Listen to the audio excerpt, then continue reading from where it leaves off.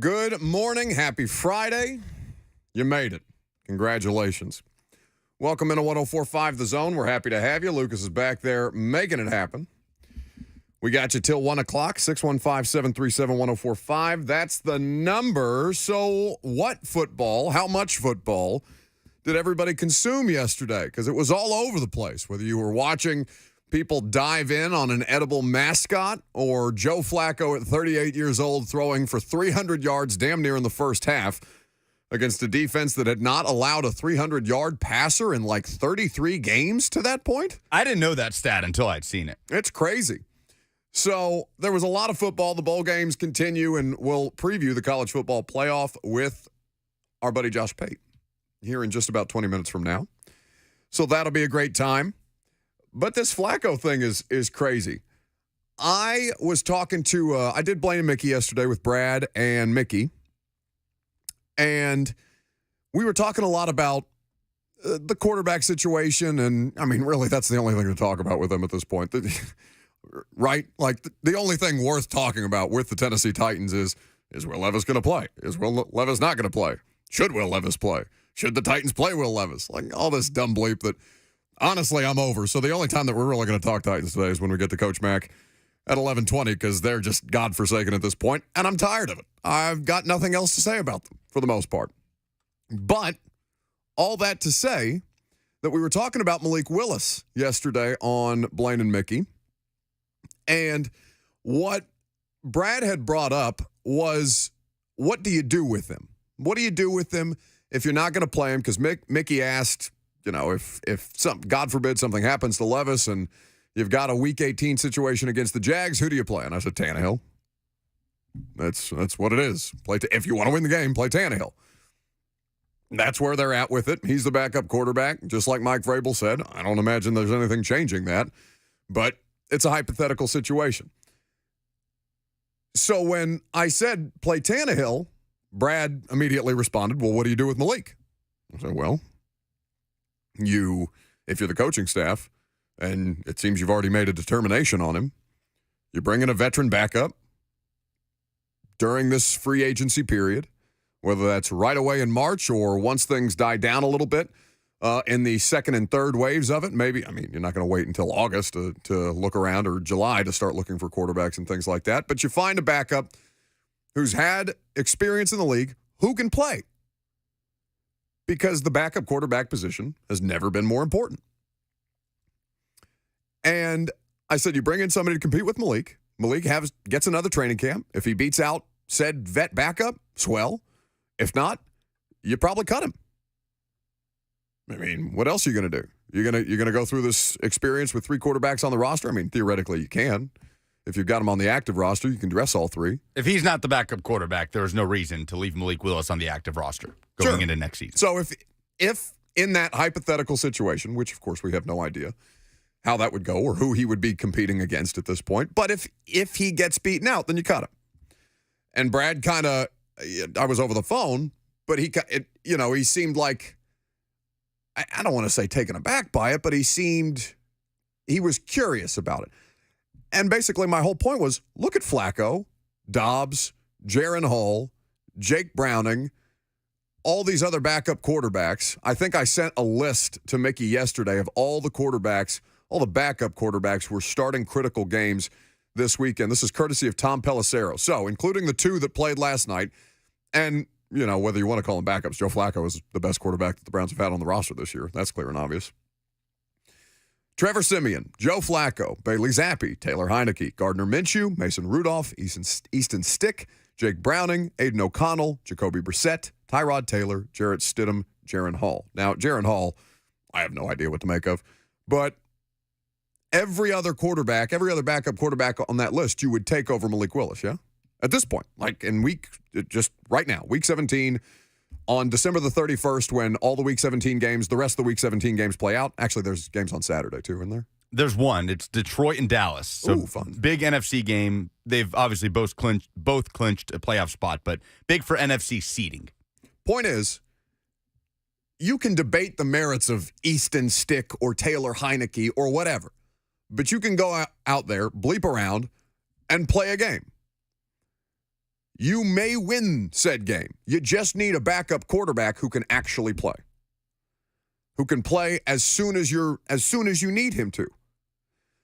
Whether that's, short notice and he has to come in the middle of a game, or if the starter is injured during the week and he's got a couple of days to prepare, go out there, makes the start, and tries to get you through it. You have to have a backup quarterback that can play. And so my point with Flacco and all these things, and we've talked about this basically since they expanded the 17-game season, because I'm pretty sure, Lucas, our first year on air with the radio show in 2021, they had not yet expanded to 17. I think the additional wild card game. Yeah. Our second season as a radio show was the first 17-game season. So you're probably tired of me for the last 2 years telling you how important the backup quarterback is. The backup quarterback has never been more important, blah, blah, blah, blah, blah. I know, but it's true. It's true. So whether that's, I don't know what Tannehill's situation is going to look like. I have no idea. The most likely scenario is that Tannehill goes to a team that drafts a quarterback high that can maybe start a couple of games at the beginning of the season and help the rookie kind of, get to where he needs to be. And if at some point he's supplanted, whether that's because of injury or performance or otherwise, then that's the situation that makes the most sense. You get replacement level money to go probably start somewhere, and you may or may not finish the year as the starter. And I'm watching Flacco last night. And he had there was a pick six, which was just a wildly athletic play by Jermaine Johnson to kind of, I don't know how he got back up so quickly when he went to jump as Flacco was pump faking to kind of fake him out, get him in the air, and then try to get the pass off. Flacco pump fakes, Jermaine Johnson jumps, hits the ground, jumps again in time to get the pump fake, tip it up to himself, and run it back to the end zone. But beyond that, Joe Flacco has been one of the best quarterbacks in the sport over the last month and a half? Yes. I think he's leading them now in passing yards. He's got 13 touchdowns in 5 games. I said it yesterday. Flacco has more passing touchdowns than anybody in the NFL since week 13. Yes, he has been one of the best quarterbacks in the sport since he started playing games for the Cleveland Browns. So you don't have to be that, right? You can be Browning or Stick or all these other guys that are out there, but have either experience or who can operate in your system to go out there and back up your starter. It's priority number 2 for me this offseason, the backup quarterback. Here now, I said that I was tired of talking about the Titans, and we're turning the Joe Flacco conversation into a Titans discussion. But how many teams are going to have that as a very high priority, considering the amount of quarterback turnover we saw this season? Everybody. And that's been the case. Everybody has prioritized the backup quarterback situation, and this team has been kind of in a weird spot, but even they with the Tannehill trade, were prioritizing the backup quarterback situation because they needed a fail-safe in case Mariota failed, and he did ultimately. So they replaced him, and they kept the thing going. In fact, they improved. They got it back on track after starting 2-4 through 6 weeks of football, and were able to make a run out of it. So whether it's the system, the coaching, or the player themselves, Dobbs, all these Heineke, all these guys that we go down the list with, you have to find the best possible backup quarterback situation. Now to Flacco. Because they clinch a playoff spot last night, the Browns. It's only the 3rd time that they've been to the postseason since 1999. Did you know that? No, but not surprising. So there's a moment, and I to be completely transparent, I watched way more of the Pop-Tart Bowl than I did the Thursday night football game, and then I flipped over, and then this morning I watched the condensed version to just kind of catch myself up.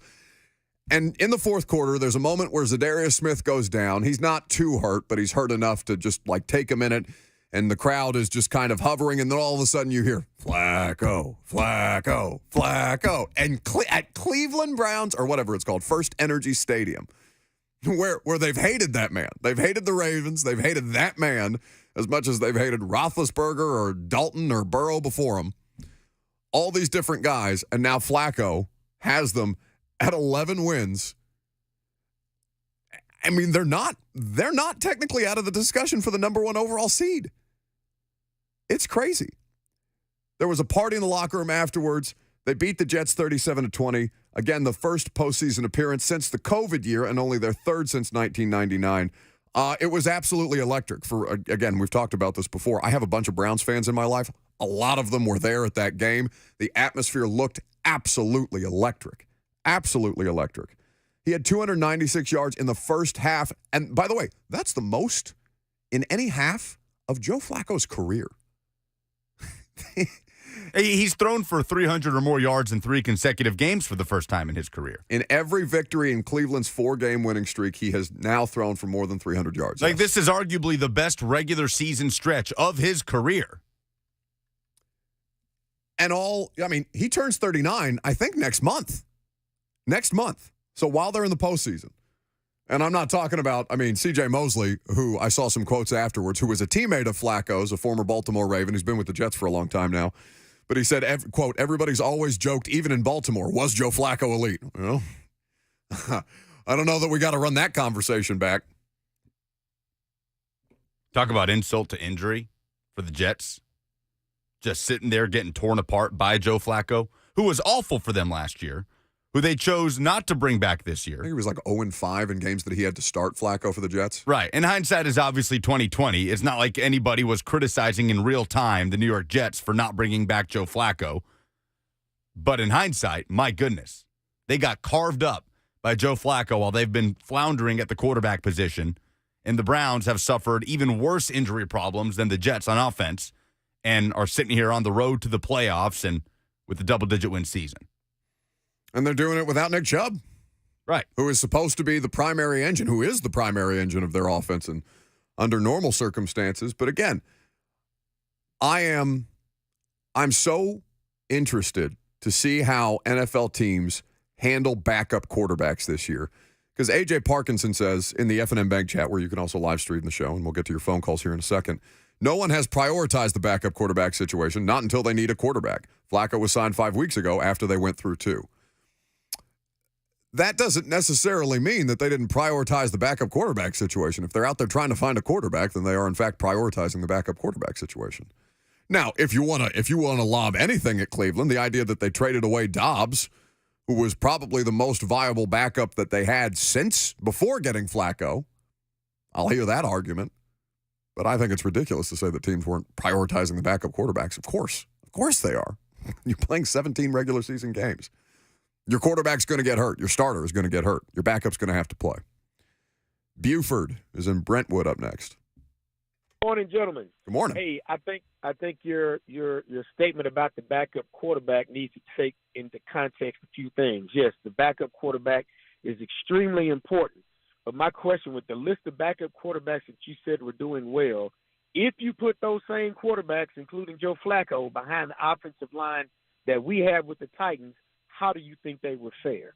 And then my other statement was, I don't know how the Jets' offensive line was last year when Flacco was with them, but I think they were terrible, too, at that time. Yeah, so they're hideous. You comment on that. Yeah, for sure. Here's the thing. We've already seen it. Levis was the backup. He came in behind the same offensive line. He got better results. Now, they haven't been overwhelmingly good, and the offensive line has been the thing that's undermined them the most. But, you've already seen that play out for the Titans. One quarterback went down, another quarterback came in and tried to make the best of it. And, has had mixed results at best. We will have no mixed results. There are only good results when Josh Pate joins us in studio. He'll do so coming up next because it's college football playoff semifinal weekend, and we're going to talk about it. I'm Buck Rising. It's 104.5 The Zone.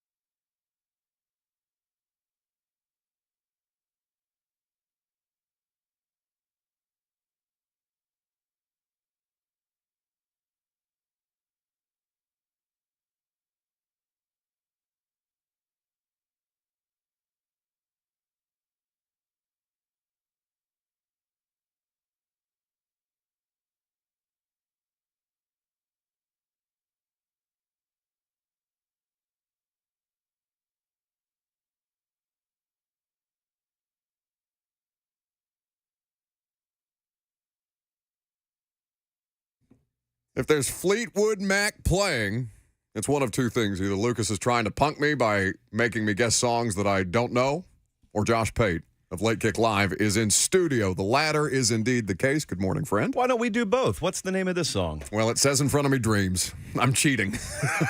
You know, I got a record player over Christmas. Oh. And the first album they bought me was Rumors by Fleetwood Mac. So how many songs are on the album? I think it's 12, maybe? Okay, and can you listen to the album all the way through, or are you like, I mean, there's not really a way for you to skip to next on the record player, is there? I've never been a believer that there was any album ever made that I would love the whole way through. And Rumors is that. Rumors is my favorite album ever. Chain, Gold Dust Woman, Dreams is on there, Go Your Own Way. It's a great album. I mean, I think it's the best of all time, but Oh Daddy, that's a song I could do without. Let's just be real. I don't even need to give you the lyrics. I just need to tell you it's Oh Daddy, and you know it's a song you can probably live without. But I got to tell you something. Uh-oh. Can I just lead us in here? Can I take over for a second? Please. I come in here sometimes and I give you a hard time. And I trash your character and your integrity and sometimes your physical appearance. Sometimes. Not lately, because 2023 was a comeback year for you, as has been well documented on the show. Well. But I've never been prouder walking into the studio. And I told you I was proud of you, but I didn't tell you why. But now since we're on air and Lucas is not going to cut us off no matter what I say, I want to tell you the following quote just came from your mouth within the last 20 minutes. Last night, I watched more of the Pop-Tarts Bowl than I did of the Thursday night football game. You got me. Does that mean I'm not a casual anymore? I can't believe it. All it took. Are we graduating? In your comeback year, no less. All it took were frosted pastries to bring you back to the table. I want to clap. This is not sound effect, people. I was beaming. I was 10-2 white knuckle beaming driving over here. And what did you think about the Pop-Tart spectacle last night? Oh, it was electric. The entire thing. Much less that they had like the edible mascot after the fact come out on like a conveyor belt and they just started scooping handfuls of Pop-Tarts into their face, much less the football. Was phenomenal throughout the course of the evening. I didn't see the Arizona game. Lucas tells me that was also a lot of fun. We caught the BC upset here while we were on the air yesterday, but there was a lot of great college football. And I'll be honest, Pate, like I'm at the point where I think every NFL football team is bad. Yeah. Not named the Baltimore Ravens right now. To the club. We'll see what happens in with Miami this weekend. And if I'm going to watch ridiculous things happen in a football game, instead of pulling my hair out and being mind-numbingly bored by them the way that I can often be on Thursday Night Football, I said, no, not this time. You know what's crazy Not is today. People think I'm follically challenged. People think I chose to shave my head. None of that stuff's true. I watched NFL for long enough. I watched deep into the season for long enough. Just tufts of hair. You don't know this about me. I used to be pretty hardcore into the NBA, and I was very, very hardcore into the NFL. I didn't miss a single quarter of a single game, had the Sunday package, had it all. Falcons? Yeah, but I was weird. I was the Rob Lowe. Like, I was wear the shield on the hat kind of guy. I truly was an NFL fan, and I dabbled in the Falcons. And I loved Pittsburgh for some weird reason, too. I just wanted to choose, like, a nationally relevant brand and then my local team. I sound like a college football fan. Like, I'm a Kentucky fan and a Bama fan. But I started to, obviously, I mean, I'm college first and foremost, but I don't know what it is that slowly dovetailed me. Like I got on the off ramp, and it's not like I don't ever watch NFL, but my passion for it dwindled. And I think it may just be because the schedule that we have to keep with covering the college game is such that now Sunday is our busiest day. That's what it was. Started to do a Sunday show, and now all of a sudden I can't watch NFL on Sundays anymore. And I don't know. The hair never came back is my point. I pulled it out. It never came back. Josh Pate at Late Kick Josh is where you can follow him. Subscribe to the YouTube channel. Listen, it's college football playoff semifinal weekend. If you have not subscribed to the channel yet, I just want to grab you and shake you by the shoulders, but it's okay. It's never too late. It's still free. Hit that subscribe button. Lucas had to fight me today on trying to fit a Titans topic into the 11 o'clock hour. I said, no, I don't want to talk about them at all today. I have to spend New Year's with them. I don't want to see them. I don't want to look at them. I don't want to think about them. And then immediately I diverted into backup quarterback situation to start the show. Why is Nick Saban getting points? What's happening here? You pay attention to the gambling stuff way more than I do. The Ramen Noodle Express is a Friday feature for you. Mm-hmm. Is that correct? Mm-hmm. On Instagram at Late Kick Josh. Yep. So you are regularly giving out picks. What on earth is Vegas thinking with Michigan by 1.5 last I saw it. All right, so there's a big fallacy. It's always existed in the gambling world about point spreads. And the fallacy is they don't really put out the number that they truly believe is the proper number to hang on the game. They just put out a number to split the action 50-50. That's false. Okay, that's in some very vague cases that's true. But in the grander scheme of things, if Vegas, for example, thought the true number on this game should be Bama -6, they'd hang Bama -6. They wouldn't put out Michigan -1.5 because they thought the public was that heavy towards Michigan. And so what I think's happened here, we covered this kind of on Late Kick last night in a different vein. The offenses in the Big Ten were so bad this year. Little trivia. I don't expect you to know this. I just want you to give me a good ballpark guess. I finished over 500 the last time we did college football trivia. Try me. All right, here we go. The highest rated offense in the Big Ten in terms of points per game this year, who'd you think that would be? Ooh. And it's not Ohio State. I know it's not Iowa. I'll go random. I have no idea. Minnesota? It's Penn State. Penn State was horrific. What? Penn State was horrific this year. Yes. So you have responded correctly. My point there is there was, and we can go yards per game if you want to as well. There's not a single Big Ten offense in the top 35 in all of college football. Ohio State was the first one at 36. My point there is Michigan is a very good defensive team.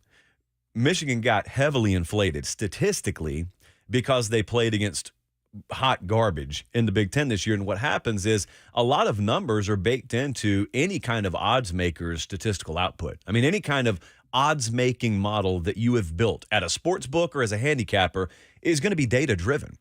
The Big Ten offenses were so bad this year, I think the numbers got skewed a little bit, and it didn't matter in Big Ten versus Big Ten play. But now you're stepping out into the real world, and you're going Big Ten SEC in this case. And I'm not going to claim to draw every conclusion under the sun about Ohio State, Missouri. I think later today, I'll just be interested to see how that plays out, just out of curiosity. Sure. But Monday night or Monday afternoon out in the Rose Bowl, the caliber of athlete they'll face is better. I don't think that Michigan will be able to run the ball overly effectively against Alabama. I think Alabama's pass rush will get after J.J. McCarthy to the degree that no one was able to do all year. It's just because they didn't exist up there, really. Bama has found ways to win without having to run the ball. Like, they didn't run the ball over 2.5 yards per carry against Georgia, still won. Michigan has no shot at winning against them if they can't run the ball. But to answer your question, the number is where it is. Because I think the Big Ten offenses were so bad this year that enough of the data that gets ingested into any kind of model that is responsible for spitting out a point spread number got skewed. The entirety of the pressure in the Rose Bowl feels like it's on Michigan. I agree.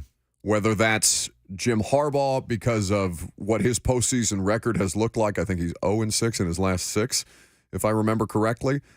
This is not an ideal situation for them to take on Alabama as the 4 seed, as was indicated by their reaction to figuring out who they drew. You saw that, huh? I sure did. So did the rest of America. Just, oh, no. That's not Florida State. Harbaugh, though, it's not like he's not this megamind in-game coach.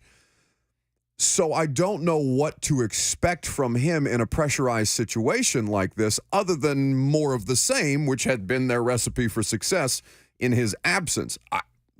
Nick Saban, with this much time to prepare for anybody, is trouble, and it's not like it's terribly difficult to figure out what the Michigan Wolverines want to do. But how do you kind of view this through the lens of Jim Harbaugh?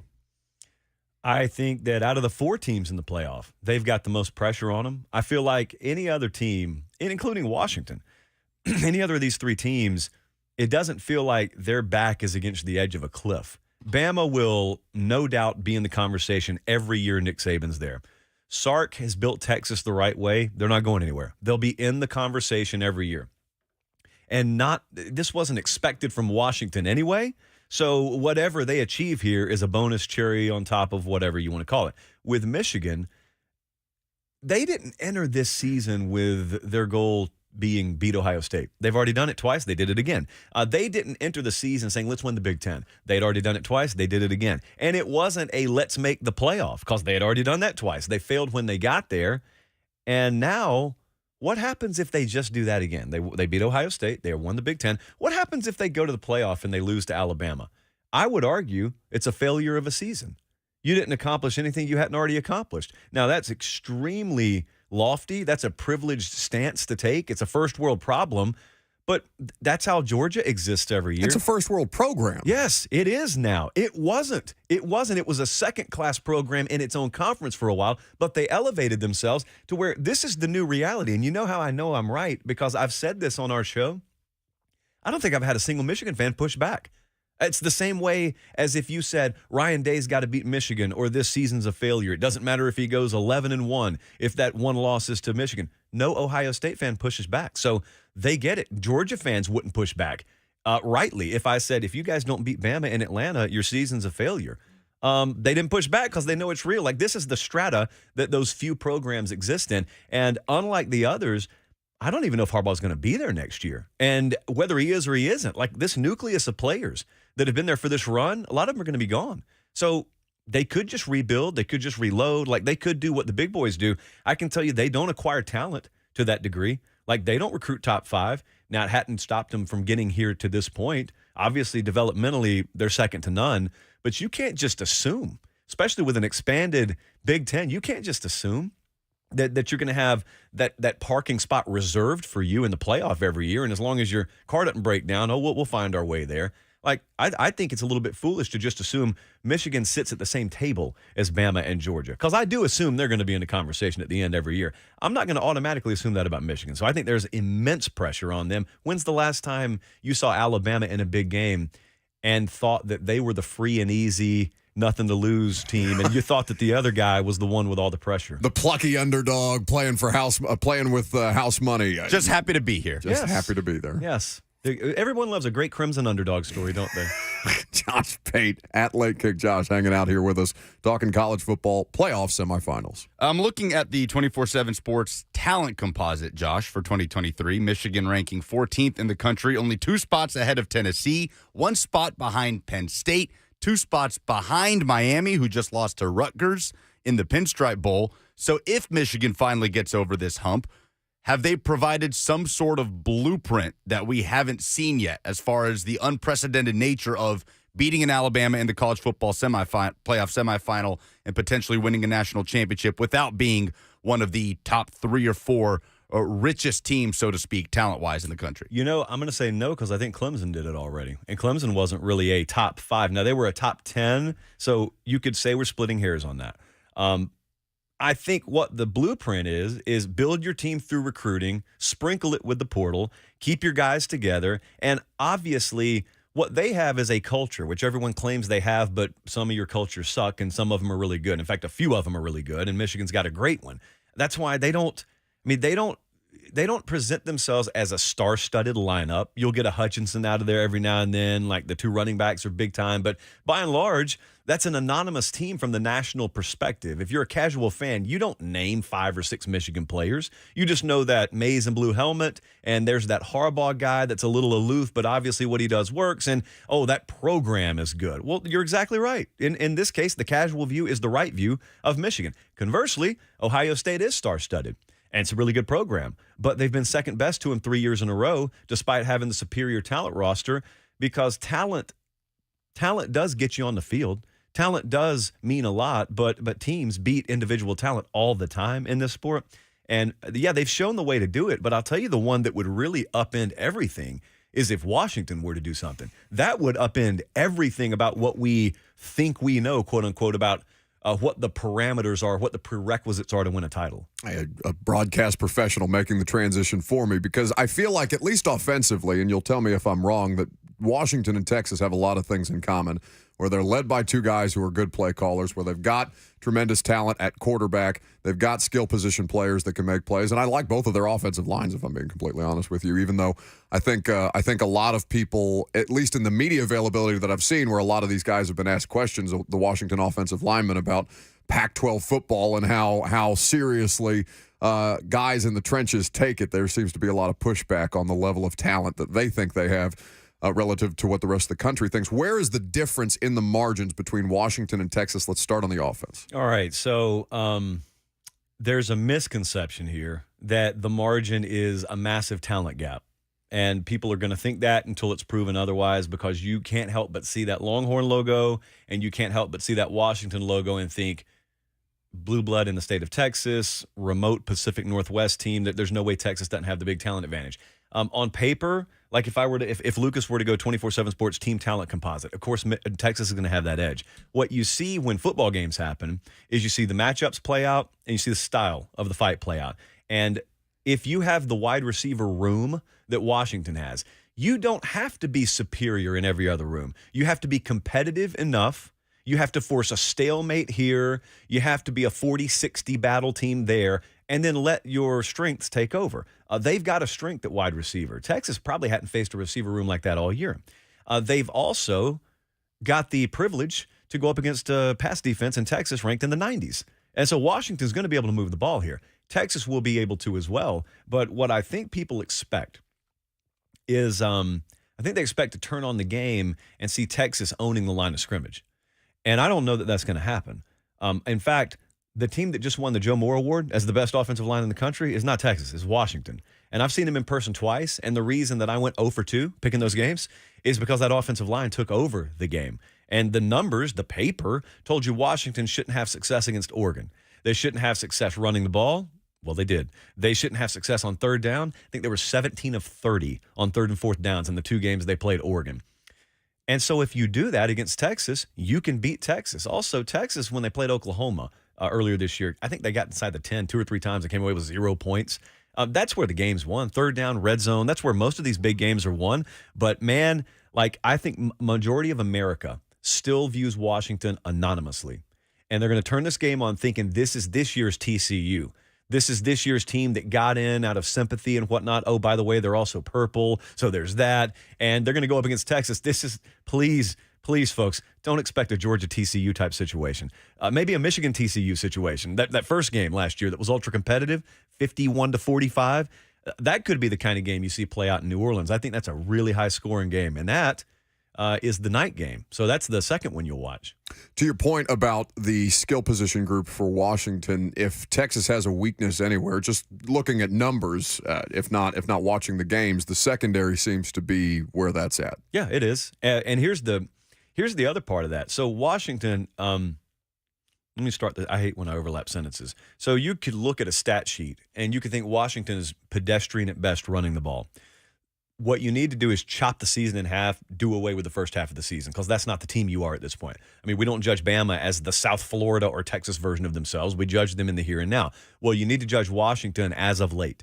As of late, they've gotten healthy, and they've gotten their running game in gear. Like, they ran it on Oregon. They outrushed Oregon. And the paper said there was no way they should do that.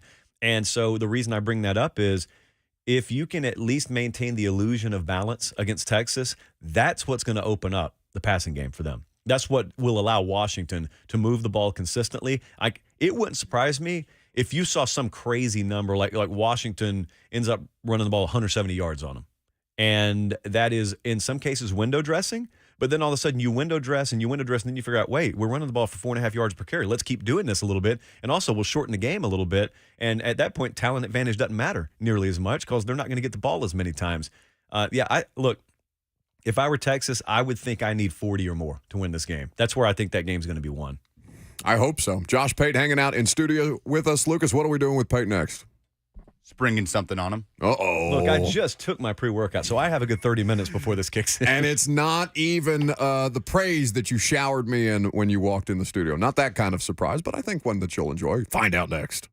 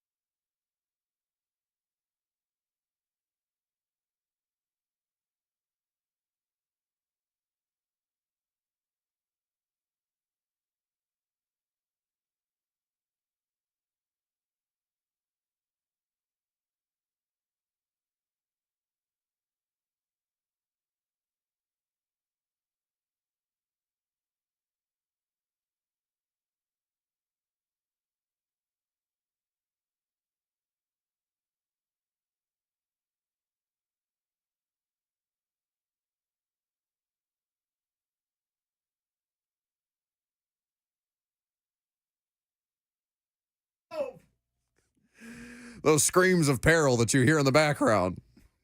It's Josh Pate. This is O'Daddy. That's right. This is it. We have the tools. I didn't think he'd do it. I was going to suggest it, but every once in a while, Lucas needs no direction back there. He's got it covered. Am I on? Is this even on? I can't even hear myself. The red light is indicative of being on. You have to tap it to make sure. That's what immunity. So anyway, Silver Springs is one of the great songs of all time. And these fools left Silver Springs off of Rumors to put Oh Daddy on there. Why? Christine McVeigh, bless her soul, we lost her last year. She had to have the same amount of songs that Stevie Nicks had. Like, who in the world says, well, if Stevie gets this, why don't I get this? It's Stevie Nicks, man. All due respect, it's Stevie Nicks. It would lack a certain self-awareness. Yeah. One would think.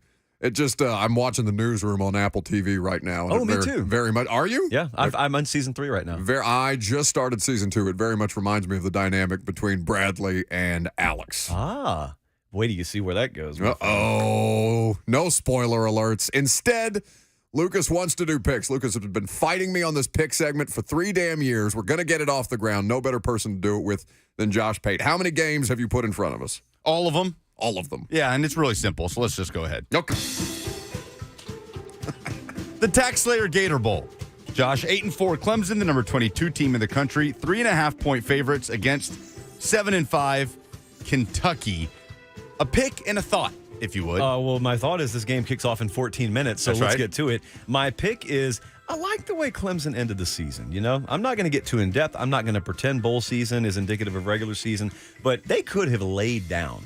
And they didn't. Effort was there wire to wire. They have every incentive to treat this as week 1 of next year. If you've got that, they got the better roster. And so, Mark Stoops tried to get the A&M job and failed because the fan base rejected him. It was like medicine that was swallowed and then regurgitated. I'm glad you brought some truth to that as opposed to what was being spun on the internet that we had to ask Will Levis about in a losing press conference. Yeah, so give me Clemson, and I will lay the 3.5. Look at that. Devin Leary is playing for Kentucky. Buck, don't care about your thoughts. Just the pick, please. I will take Kentucky. The Tony the Tiger Sun Bowl. Why isn't this named the Frosted Flakes Bowl? Coming up this afternoon. I don't know. Thank you. We've got the game. My crew's out there. We've got the game. Okay. Do some journalism, would you please? This is the text I'll give Jenny Dell after we hang up. Get to the bottom of that. Nobody cares about Notre Dame's right guard. Get to the bottom of this. Having said that, I am going to take Notre Dame. Lay the points. Oregon State's gutted. No Sam Hartman in this game. Also, no DJ for Oregon State. I'm just going to go the opposite of Pate and see what happens. I'm not going to give you any kind of informed opinion on bowl season with the way that the rosters are at this point. So I'm just going to go the opposite of Pate on everyone. We'll see I would call it disrespectful, but honestly, this bowl season, judging by my record against the spread, it's one of the wiser decisions you've ever made in our college football. I don't know how you do it with any kind of confidence. It scares me. It frightens me. When I'm not pretending to know all the names on all the rosters during the regular season, but by the time we get to the bowl season, I'm looking around like who's playing quarterback? Yeah, you should know me well enough to know every ounce of my confidence is manufactured. Total fake. Total fake right now in bowl season. Welcome to broadcast. This game feels like a hard one to pick with any degree of confidence. The Goodyear Cotton Bowl Classic tonight, potentially the best bowl game of this Friday. 10-2 Missouri, 11-1 Ohio State. Ohio State without Kyle McCord, so Devin Brown at quarterback. Josh, is Marvin Harrison Jr. playing in this game? What is going on there? What the hell? Yeah, I don't think he's going to. So this is a classic trap. This one opened at Ohio State minus nearly a touchdown. It went all the way across 0, and Missouri was favored by 2.5. As of this morning, and good on Lucas for waiting until then to print this off, Ohio State's back to a 4.5-point favorite. I think Missouri's going to win the game. I think they're going to find a way to win the game because, listen, either one of two things is going to happen. Either you're going to get an inspired performance out of Ohio State like Lincoln Riley got with his quarterback the other night, in which case I'm just going to be wrong, or you're going to have Missouri treat this like a Super Bowl, which it is for them, and you're going to have Ohio State be totally indifferent towards the game. I'm going to just say in the history of bowl season, the latter is more likely, so give me Missouri plus 4.5. Luckily, I don't have to go money line.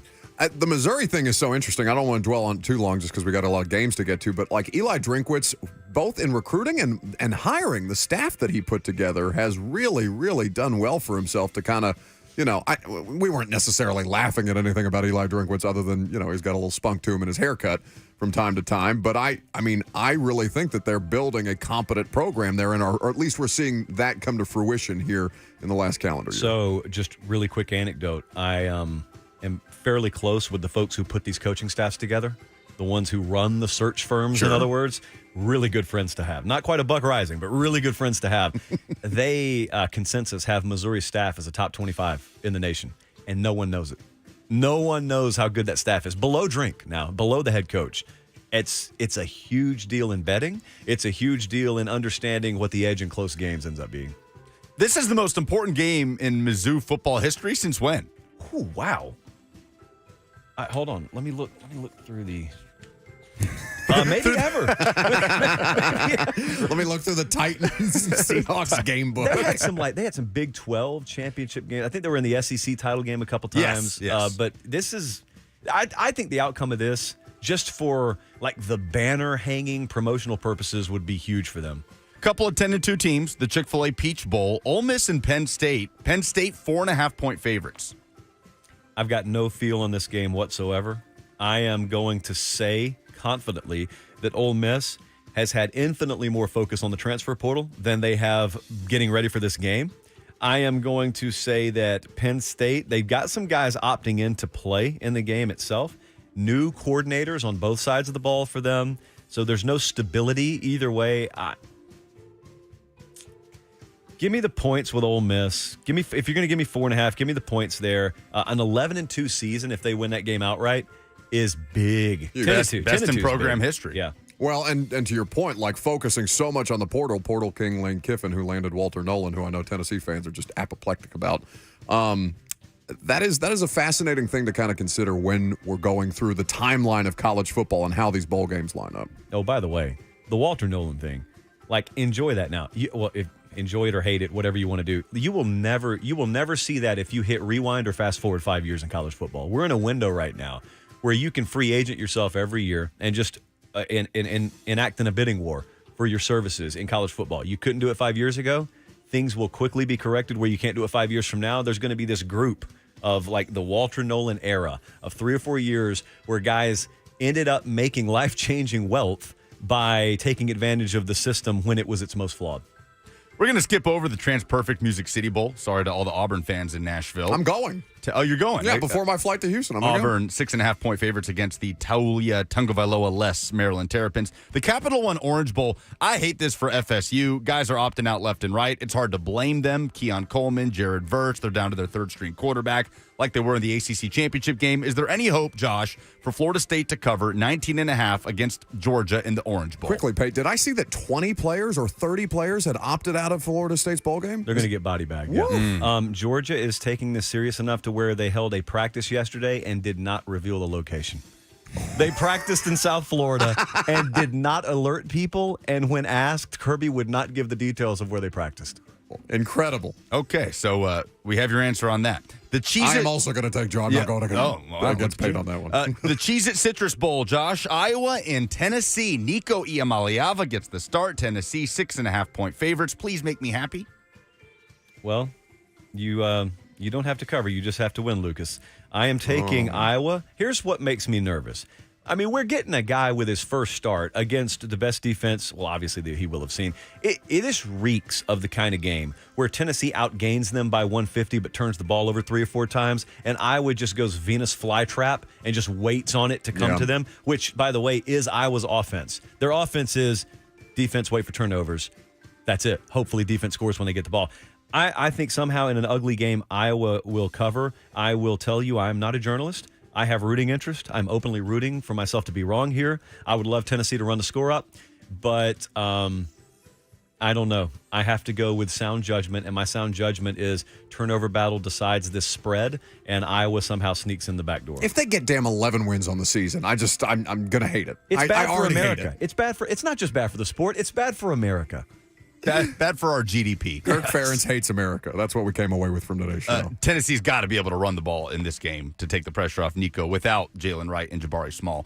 We'll skip the ReliaQuest Bowl, Wisconsin and LSU. But I like LSU big there, by the way. 9.5-point favorites in that game. Skip it. Shame. It's no longer the Outback Bowl. The Verbo Fiesta Bowl. Does Liberty have a shot to cover? 16.5 against Oregon. Yes. It's just because those teams always have a shot to cover. I mean, this is almost the same spread as the Fiesta Bowl once upon a year with Boise and Oklahoma. I mean, yes, they have a shot. I'll blindly take Liberty just because. 16.5 is a lot of points. In the college football playoff semifinal, the Rose Bowl, Alabama, Michigan. Michigan 1.5-point favorites. One of my favorite bets of bowl season. I have a substantial amount of money on Alabama plus 1.5. I am also betting Alabama. Couldn't agree more. The Sugar Bowl, Texas 4.5-point favorites against undefeated Washington. I hate this because I hadn't been right about Washington all year. My numbers say Texas -6 is the right side. I mean, that's what my personal number is, so 4.5 would be the right side. And yet, I've said that so many times before this year. I think the matchup favors, certain portions of the matchup favor Washington, and yet somehow I'm still laying the points with Texas. But I hate it. I don't have a dime on this game. I don't have a penny on this game. That's a scary one to bet. Washington, even if I wasn't just going opposite Pate, I would probably take Washington. Hey, Lucas, do you have totals in there by any chance? I do not have totals in front of me. This was like 63.5 or 64 right now. I think this game may get into the 70s. So my bet on the game is the over. And it was when it was 62. Like, that's what I hit early. The total, according to FanDuel Sportsbook, 62.5. Boom. Give it to me. Like, that's me. And finally, from NRG Stadium in Houston, Texans, the Tennessee Titans plus 4.5 at the Houston Texans. Josh Pate, your thoughts? Well, look. I'm kidding. You don't. Ever since we've done this show, I have schooled you guys on how important the backup quarterback is. Okay, backup quarterbacks, and Buck, I think you'll back me up on this. Be my backup quarterback on this point. Backup quarterbacks are key in this game, are they not? Yes. Yeah. Having said that, I can't tell you who's starting in this game. And so I am going to defer, and then I'm going to opt on whether I'm going to follow you or tail you. What is your pick on this game? Texans -4.5. 4.5 is the line. That's correct. Whatever the line is in favor of the Houston Texans, take the Texans. Okay, that's fine. This is in Houston, right? And C.J. Stroud is going to start. And this is the building that we're going to play the national title game in a week from Monday. It's an okay stadium. It's a good setup. I'm not overly It's all excited right. about it. It's like an office we went to setting. Indianapolis. I wasn't jacked about that one, but Indy as a city, like as a host city, Well was set really up good. for it. I don't know. My one question is, this stadium's close to the Astrodome, yeah? Yes. Right next to it. I've never seen the Astrodome. That's where they had WrestleMania 17. Also, I'm told the Astros used to play there. So I'm excited to see the building for historical purposes. As for the game itself, we'll get there when we get there. But I'll lay the points with Houston. There it is. Don't embarrass me. Josh Pate, Late Kick Live. Subscribe to the channel Sundays, Tuesdays, Thursdays. Check out the podcast if you can't get it live. My friends, safe travels. Enjoy the college football playoff semifinals. And you are very good, as I know you know, to come in here and do this today. Thank you, sir. All right. Coach Mack is in the second hour. The dumbest thing in sports this year. We're going to reflect. That's next.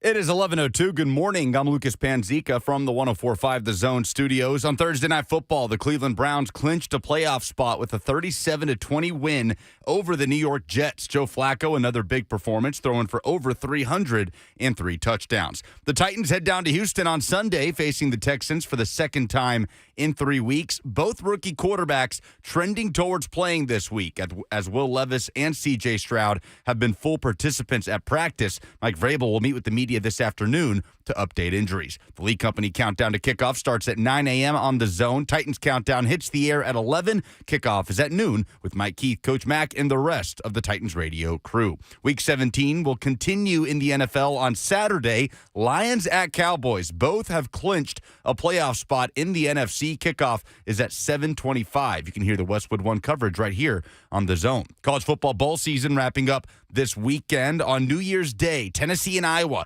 kick off the Cheez-It Citrus Bowl at noon. Vol Network coverage starts on The Zone at 10 a.m. And the college football playoff semifinals beginning Monday afternoon. Alabama and Michigan at 4. Washington and Texas kick off at 7:45. For all your foundation repair and waterproofing needs, visit USSTN.com. Breaking news at once on your home for the Titans and Vols. This is 104.5 The Zone.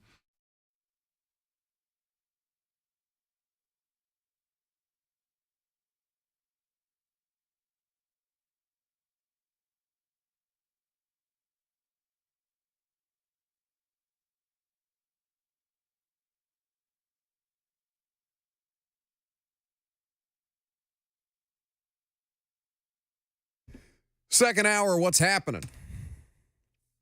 Made it to a Friday, feeling good. Morale is high. Appreciate Josh Pate spending some time in here with us. We're going to do a lot of college football the rest of the day with the semifinals on the horizon. We will not have the opportunity. In fact, I believe the only show that's on the air on Monday is Ramon, Kayla, and Will. Is that correct? No, Ramon, Kayla, and will be off on Monday. So Monday morning will be a re-air of Titans Talkback from Sunday with Kevin Dyson and myself. And then Vol Network coverage starts at 10, and then a noon kickoff between Tennessee and Iowa. So nobody is on the air for us live. Correct. Okay. I mean, there will be programming. There will be football, of course, the Citrus Bowl between Tennessee and Iowa, but none of us will have the opportunity to react until Tuesday to what goes down in said Citrus Bowl. So we'll talk about that as well. 615-737-1045 is the number. Here's what we're going to do, okay? You know we do the dumbest thing in sports this week every Wednesday, no matter what happens. But somebody sent us a request yesterday saying, hey, guys, it's been a really dumb year in sports. Can we please do the dumbest thing in sports this year? So, Lucas, I want you to hit the imaging, and when it says this week, I want you to fade it down and say year, and then fade it back up. Let's be honest. You've already seen something this week that made you say, What the is this? That's bullshit. What the hell? Give me some more now. something so mind-numbingly idiotic that you just want to get it off your chest. Dumber than a second coat of paint. Some idiot. You are really dumb. For real. It's the dumbest thing in sports this Year. on the Buck Rising Show. 615-737-1045. High-level production Flawless. around here. Well done by you. The dumbest thing in sports this year, my goodness, was 2023, a dumb year in sports. And I had a difficult time kind of sussing through it, and I tried not to be too big of a prisoner of recency bias. Now, I have 3, and I'm going to go from 3 to 1 before this exercise is over. But since you only have 1 back there, Lucas, and I don't know what's on your list, why don't you tell us first what in 2023 was the dumbest thing in sports? Aaron Rodgers. Every step along the way. Every step, whether it's retiring or not retiring, whether it's the saga with the Green Bay Packers, whether it's the dark room, whether it's his decision to go to the New York Jets, whether it's the Achilles thing and the charade that followed after the injury about him potentially coming back, and then the latest this week when Aaron Rodgers appeared on the Pat McAfee show stating that media members should identify as vaccinated when they talk about him. The quote from Rodgers, "The same people who are criticizing me are coming up with these conspiracies about my injury. Before they talk, let's go back to 2021 and let's make people say their vax status to start." Aaron Rodgers, Nobody cares about your vax status. Nobody cares about my vax status. Nobody cares about Buck's vax status. Nobody cares about insert major NFL media member here's vaccination status. Every time you have dominated headlines, it has been because of something that you came out and talked about, or that you said, or that you strung out and dragged out so unnecessarily. So Aaron Rodgers' whole shtick of, I don't know why people just keep talking about me, and then creating more reasons to throw out there about why people should keep talking about him has gotten really, really old to me. So Aaron Rodgers is my dumbest thing in sports of 2023. Did you see the clip I sent in the chat last night? How Fitzpatrick handled that? Yeah, when he interviewed Rodgers on Prime. Hey, Aaron, Ryan Fitzpatrick here, class of 2005, twice vaccinated, before asking him a question. I thought it was funny. So the Aaron Rodgers experience, do you think he's just bored? He just doesn't have anything to do but McAfee on Tuesdays. He's the most look-at-me person in the NFL of the calendar year. Oh, well, J.J. Watt's gone, so yeah. Right? The most, hey, look over here, look at what I'm doing. And, okay, which is whatever. But then to turn around and be like, I don't know why you guys just keep looking over here and talking about me. Like, it is disingenuous. It's getting old. I'm tired of it. Aaron Rodgers, dumbest thing in sports this year. I think that's fair. So, I am going to start with number 3. And this tells you how strong a list that I think I have compiled. And if you want to join in with the dumbest thing in sports this year, not this week, but this year, you are welcome to do so. So first, I'll go back 11 days. 11 days. We got a late submission from Rashard Mendenhall, who had a tweet unlike any tweet I have seen in my life. I'm sick of average white guys commenting on football. Y'all not even good at football. Can we please replace the Pro Bowl with an all-black versus all-white bowl so these cats can stop trying to teach me who's good at football? I'm better than your GOAT. Rashard Mendenhall, who was, an average to at times above average running back at various points in his career, calling for essentially the Civil War to replace the Pro Bowl is the third dumbest thing in sports this year. This is a pretty strong list that I've compiled. Second, I'm going to take us back all the way to last January when the college football national championship is decided. Lucas, this audio is also in the chat if you would pull that up, if you would be so kind. Nolan Smith being interviewed. Now, Nolan Smith did not play in the game. Now the Eagles linebacker, former Georgia defensive player who missed a period of time throughout the course of the season dealing with injuries. He was interviewed after the game, after the national championship game, to which he said, Nolan, you told me this week that you were going to be this team's biggest cheerleader, and you have been. You cheered them through 4 quarters of incredible football. What were you most proud of tonight? Man, we played our game tonight, and it showed. We haven't played perfect all year. We had ebbs and flows throughout our season, but tonight was our perfect game. That was our connection game. We was cheering for everybody, and we was just playing for more than ourselves. We was playing for the G, and I just love all these guys, man. This was a perfect season and a team that was doubted in the beginning of the year. Was this an exclamation mark on such a special year? That's all I got to say. They thought we was going to go 7-5. We end up perfect. I can talk trash now because I'm done. I'm a dog for life, and I will always be a dog. Back-to-back rings. Did you ever believe? Okay, I don't need to hear any more from Maria Martin and Nolan Smith. That audio courtesy of Maria Martin's Twitter account. Nolan Smith, nobody picked Georgia to go 7-5 last year. Shut the bleep up. You are out of your mind. Not a single person of any kind of credibility. And I don't know what Reddit page or message board or whatever cesspool on social media that you found somebody to pick the Georgia Bulldogs, who were, at the time, back-to-back national champions, now obviously not participating in the college football playoff. Nobody, not a soul, picked Georgia last year's Georgia team, to go 7-5. That game was won on I think it was January 10th, so technically it does qualify for the dumbest thing in sports this year. The Champ 1548 on YouTube says Kirby Smart told his team they were going 7-5. Maybe so. Maybe Kirby said that you were going at 7-5, but nowhere else could I find that. Do we have some kind of fanfare for number 1? Because it's a good one. Anything back there? I feel like that should come after I announce it. That's all you get. You want to try it again? Wait. The dumbest thing in sports this year, bar none, is our dear friend and colleague, Charlie Burris. That's fantastic. Okay. There's a tweet from September where the Vols opened at Nissan Stadium. Chad Withrow, formerly here at The Zone, now over there at Outkick, says, when was the last time, and it's filled with orange. He takes a picture. It's a video of them running through the tee. They're doing the running through the tee at Nissan Stadium.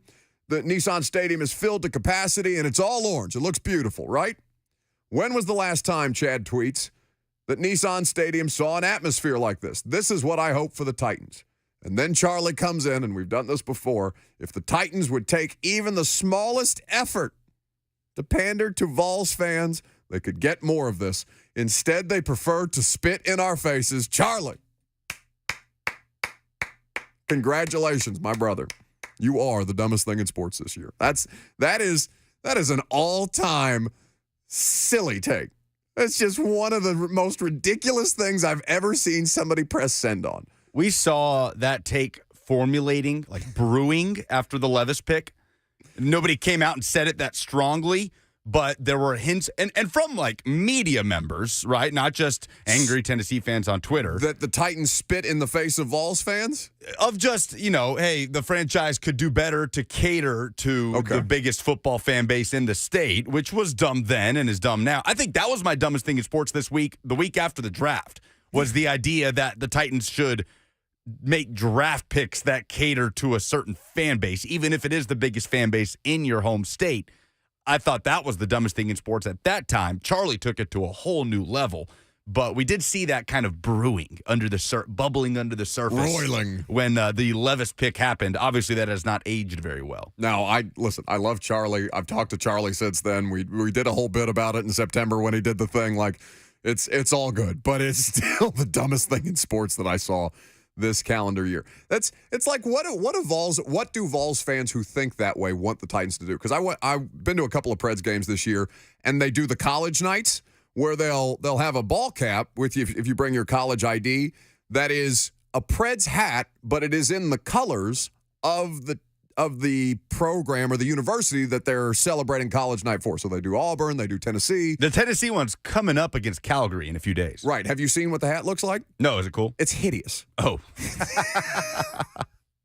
Is that what you want? You want a hideous, just free hat with your college ID? Well, and the Preds do that so that they're not spitting in your faces. Listen, whatever the Preds, like, I'm not. They do it for Western Kentucky. They do it for MTSU. It's not they a do bad it for idea. Vanderbilt. Yeah. And there's so many games. There's so many opportunities to do things like this. Yeah, the hats are objectively ugly. Like, it's just, it's a Preds hat in volunteer orange, and you're looking around at it like, I don't know. I mean, maybe the most diehard of you would wear something like that. I don't know. Who's to say? And it's free, so what does it matter? Is that what Tennessee fans would want then? Like co-branded Titans Vols gear? I think they would probably be offended that somebody put the Titans logo or the Titans, the name Titans on a volunteer orange hat and tried to spin it. Yeah, Hiram Champ on the F&M Bank chat on Twitch says sports that have a lot of games can/need to do that. The NFL doesn't have to. No. I mean, I can't think of a single franchise where you can point to examples of them catering to a certain, like, what do the Falcons do to pander to Georgia's fan base? Help me out. Other than host the SEC championship every year. I mean, it was always a ridiculous take, always will be. That's the dumbest thing in sports this year. That was fun. 2023 was a good time, I would say. Unless you're the Tennessee Titans, then, of course, then you're miserable. Coach Dave McGinnis is going to join us coming up next. We'll talk Titans and Texans. Levis versus Stroud. Looks like we're going to get it. I'm Buck Rising. It's 104.5 The Zone.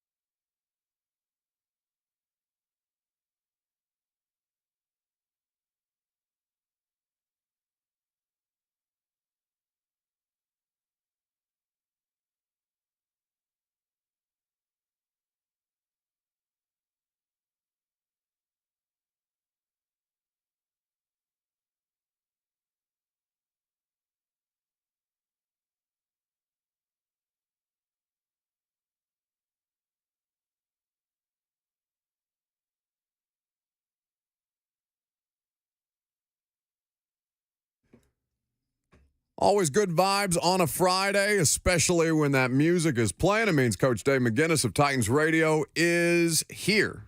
Talk a little ball with Coach Mack. Titans and Texans down in Houston, New Year's Eve, noon, the kickoff. You can hear it right here on 104.5 The Zone. We'll have you covered starting at 9 a.m. with the League Company countdown to kickoff. Coach Mack's visits with us and with all of the shows and Mack Talk and everything else that Coach Mack is doing around here is made possible by Two Rivers Ford, powered by Ford, driven by people. Quality American-made Ford vehicles and award-winning customer service. Go to Two Rivers Ford just east of BNA or online at tworiversford.com. Happy Friday, Mack. How are you? Yeah, Buck, good. Getting ready to go to practice here as soon as you and I get through chopping it up a little bit. So it's Friday, so here we go. Yes, sir. So we have talked a lot, and I'm sure you've been asked questions about this, whether you're doing hits on the zone or all the different interviews that you do around the country on a regular basis around the Titans. The value of these last two games, if Will Levis is physically able to go, if it's about a pain tolerance thing, as he says, how important is it for him to play? Well, I mean, he's still a developing young quarterback, and so any experience that he gets in live action is important. You know, Buck, you can do all the whiteboard work you want. You can watch all the tape you want. You can do all the practice that you want and walk through and all of that stuff. But until you get out there and experience it live, and that's when it gets imprinted into your DNA. And so it's extremely important, especially now at this point in his development as far as to, you know, he started 8 ball games, and you know, that's a good start. But it's clearly any experience that he can get going into the off season, especially against division opponents, is going to be important. Well, and I think that last point in particular, Mack, because it's not like he can get preseason reps against the Texans or the Jags and things like that. And I know fans are concerned for his well-being, concerned for his health and things like that. They just want to see him finish through the season as they do for all the players. And of course, as the players want to be able to do. But the reality of football is that there's a 100% chance of injury. And just because he is dealing with some stuff right now doesn't mean that he doesn't want to go out there and take advantage of these reps, because he has been super passionate about taking advantage of all the opportunities that he's given. You know, talking to a lot of people around the facility throughout the course of the last 2 months where he's basically been starting. All they can do is sing his praises about just how hard he works. And you know, you want to make sure that he doesn't overexert himself or get too intense in the moment to where he kind of loses control a little bit. And he's talked about managing that. But it's a less than ideal situation, and I've been so impressed with how he's handled it. Yeah, look, you can believe this. They're not going to put him out there if they don't think he can protect himself. Right. I mean, that's first and foremost. If the coaches and the medical people don't feel like that he, and that's why he's been practicing full this week. But if they don't really think that he's there, they're not going to put him out there. So that's the number one thing to know. And there's no doubt that he wants to play. And there's sometimes when you need to exercise, you know, caution with players. But if it warrants the fact that they physically just can't do it. I mean, no matter how much they want to do it, if they physically can't do it and can't protect themselves and can't be productive, there's no reason to play him. So you can bet that if they're not going to put him out there unless they know that he's going to be fine to go out there and compete. Because the fact that, and just as you mentioned, the fact that he wants to play, that's never been in doubt.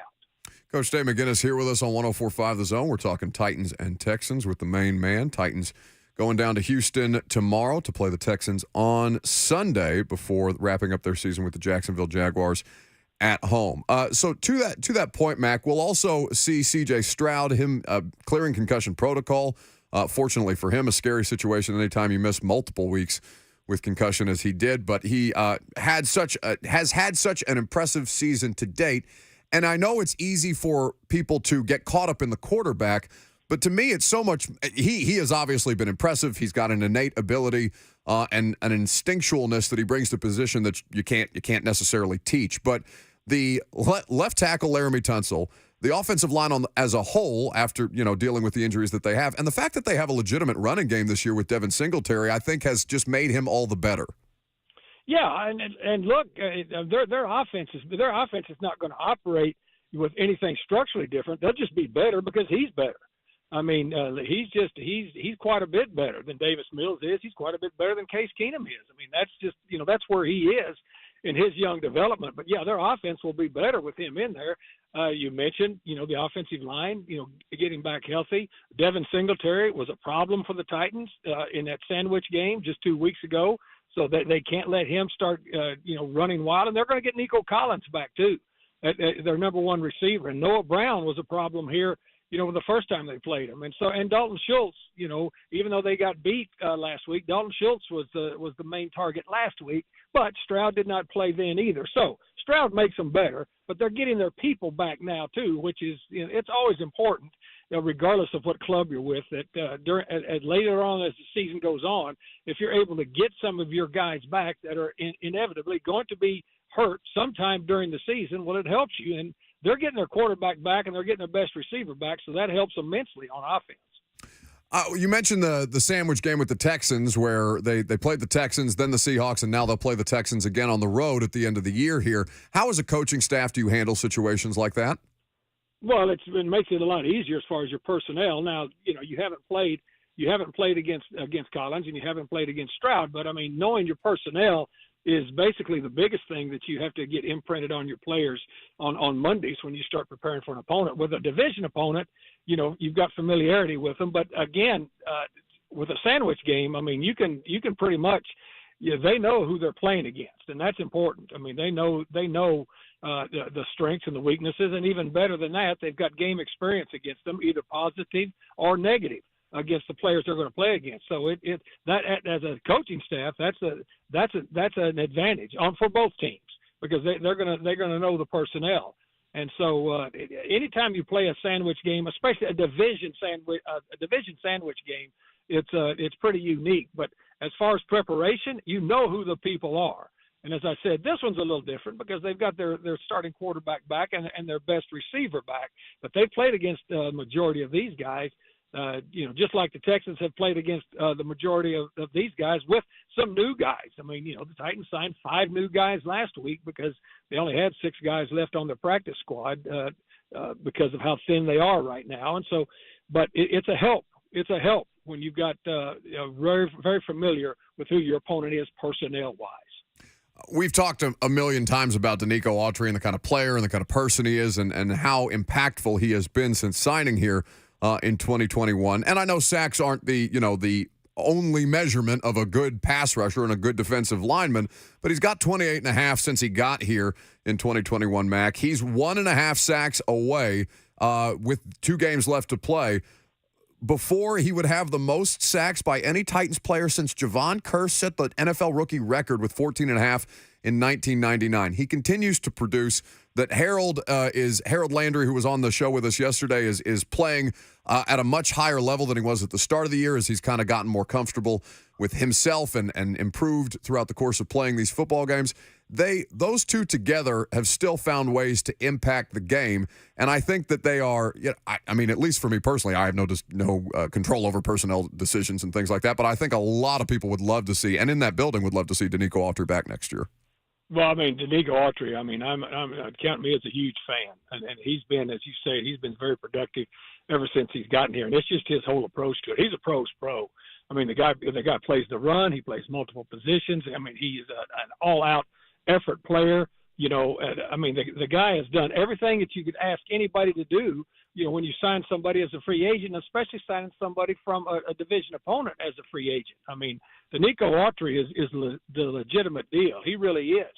And you're right. Harold Landry, again, coming off of an ACL is we knew it was going to take some time, but he's rounding into form. Arden Keys has had a nice surge here as of late. So, you got to continue. You continue to play. And people say, well, what are you playing for? You're playing for your livelihood. Is what you're playing for. And so that's extremely important. But you can count me as really high on that fan list for Danico Autry, believe me, just from everything he does. And I've got great respect for guys that are pros. He's a pro. Coach Dave McGinnis is here with us talking Titans and Texans on 104.5 The Zone. His visit's made possible by Two Rivers Ford. You can go to tworiversford.com to custom order your next vehicle the way that I did. Coach Mack and I both drive Explorers from Two Rivers Ford. They've got a great selection of vehicles. With that said, Mack, and kind of players who have given their all and done everything that they've been asked and things like that, Derrick Henry has been that to a T throughout the course of his career here and since taking over as the primary running back really in 2019. It felt like, but there's been inconsistencies with their ability to run the ball. And Derrick, I thought, made the best of his situation last week. I know 88 yards is not an overwhelming total, but still finding ways to make plays. He's throwing touchdown passes. He's doing everything within his power to try and help this football team win. And yet I look at their situation in the backfield, and I'm just so curious as to how the coaching staff has kind of gone throughout the course of the season trying to figure out the right dosage of Henry versus Spears.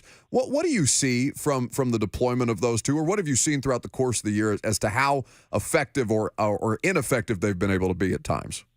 Well, it's not both of those running backs are effective if you can get some push up front. If the blocking unit can get some push and get both of them to their second and third steps, they're both very effective. And I think they've used them very well. But that's been the issue. I mean, there's been games where we have not captured the line of scrimmage on the offensive side of it to get the run game started.